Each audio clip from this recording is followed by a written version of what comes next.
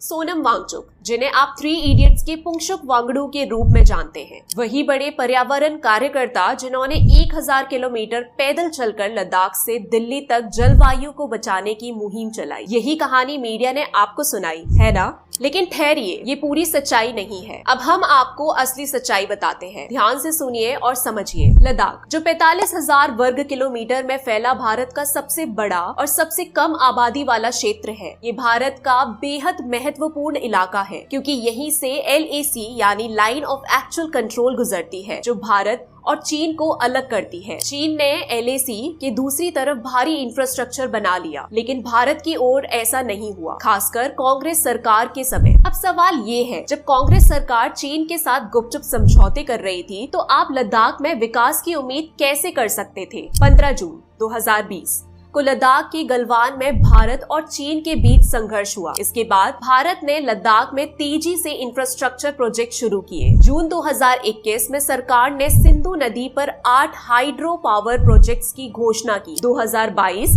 में भारत का पहला जियोथर्मल पावर प्लांट लद्दाख में लॉन्च हुआ। जुलाई 2023 में NTPC ने लद्दाख में ग्रीन हाइड्रोजन प्रोजेक्ट शुरू किया। फरवरी 2023 में लिथियम की खोज शुरू हुई, जिससे लद्दाख में बड़े भंडार मिलने की उम्मीद है। और अक्टूबर 2023 में केंद्र सरकार ने 13 गीगावाट का सोलर पावर प्लांट मंजूर किया, जो जम्मू कश्मीर, हरियाणा, हिमाचल और दिल्ली को बिजली देगा। दिसंबर 2023 में 29 हाईवे प्रोजेक्ट्स को मंजूरी मिली, ताकि लद्दाख में सीमावर्ती क्षेत्र को चीन के मुकाबले मजबूत किया जा सके। लाखों करोड़ों के ये प्रोजेक्ट्स न केवल लद्दाख के विकास के लिए है, बल्कि ये सभी पर्यावरण अनुकूल है, ताकि लद्दाख की प्रकृति को भी संरक्षित रखा जा सके। लेकिन जैसे हर बड़े प्रोजेक्ट में हमने देखा है, चाहे वो नर्मदा बांध हो या तूतीकोरिन प्रोजेक्ट, एक विदेशी फंडिंग से जुड़े रमन मैग्सेसे अवार्ड विजेता एक्टिविस्ट की एंट्री हो ही जाती है। लद्दाख को इतनी तरक्की हो रही थी,